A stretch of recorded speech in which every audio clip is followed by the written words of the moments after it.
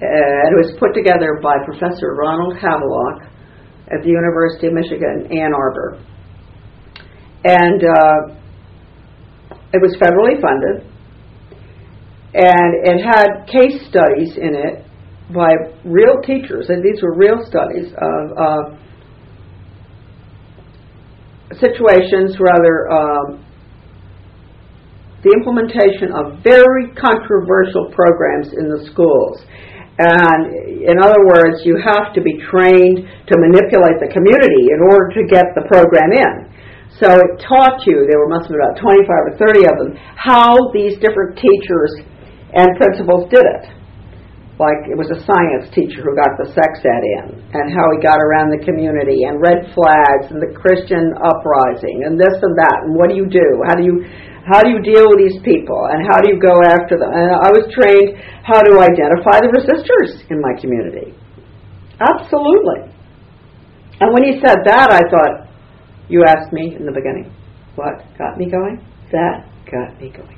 When you are trained to identify yourself, because I was a resistor, I thought, wow. I thought back to the people on the boat coming back on the Vietnam, the freighter from the Far East. I thought back to those people from North Vietnam and China, who had told me about identifying resistors and how members of their family were identified, and how her grandfather was paraded around town with his head off.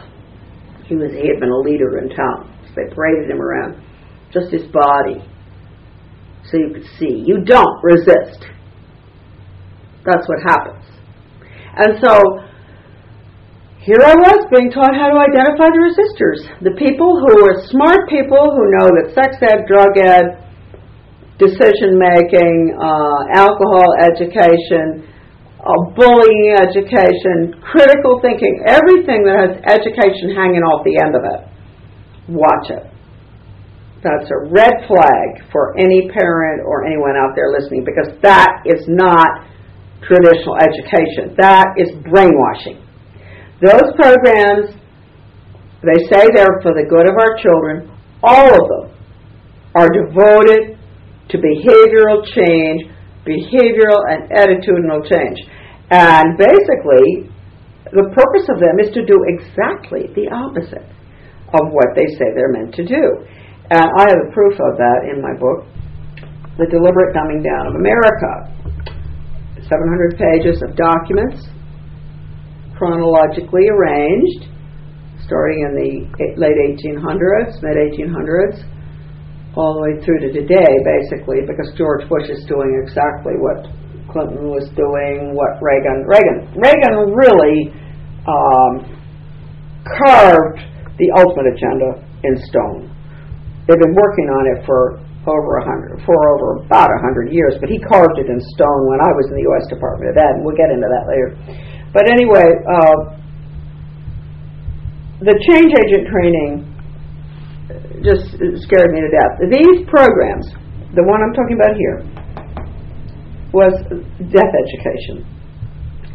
The Guidance Counselors Association in Washington, D.C., at their headquarters, they publish a journal, and one of their monthly or quarterly journals was devoted to death education, which I think most parents know. The kids have to go and lie down on tombstones and go to the mortuary and study all of the global religions.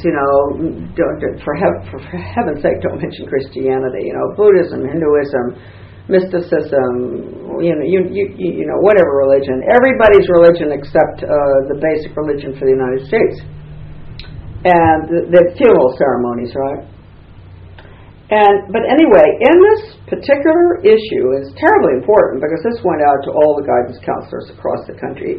It said, quote, "We in the death education movement will use death education to change the students' attitudes and values and beliefs about death and dying the same way we used sex education to change their attitudes towards sex and various sexual practices. And when I saw that, I thought, oh. Sometimes they make mistakes. I guess they never figured I was going to read that.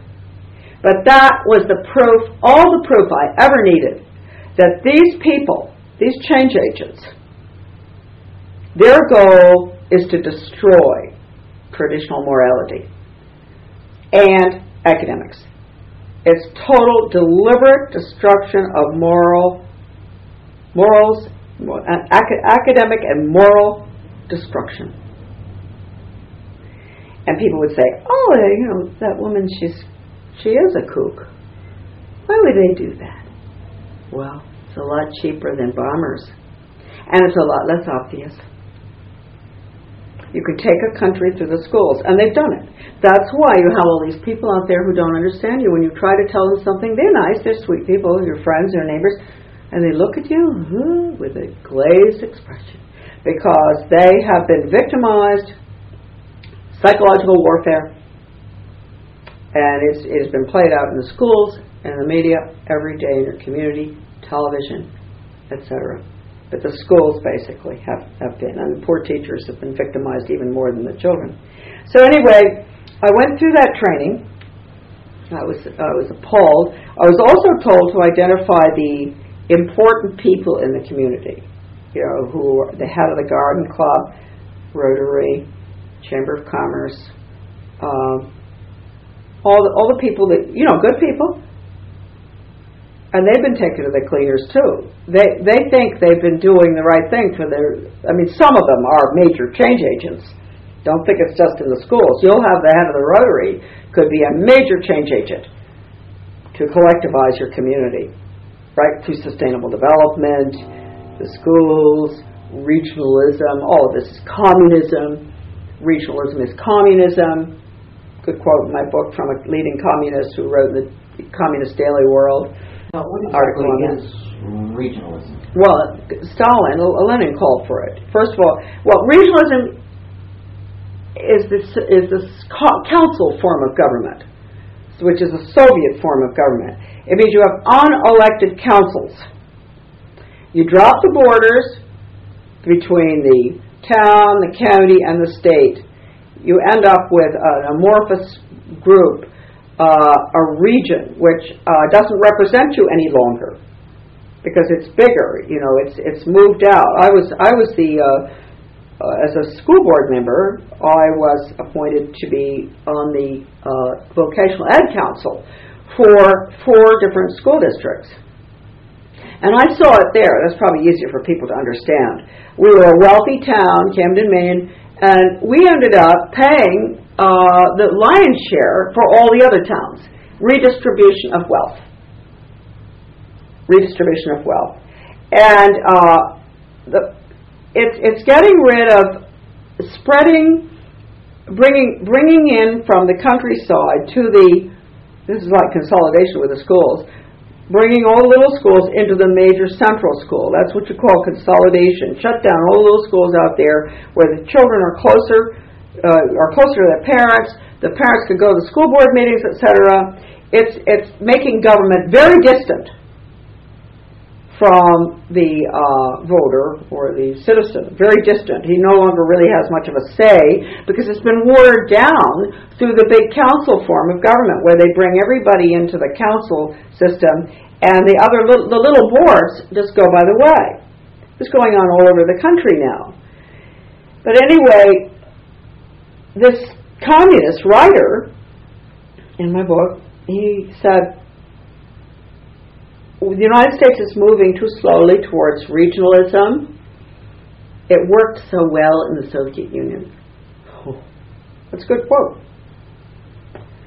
And there's so much on regionalism, wonderful work that's been done by Americans through the years. Arch Roberts did magnificent work, Colonel Arch Roberts, many, many others. On my new website, AmericanDeception.com.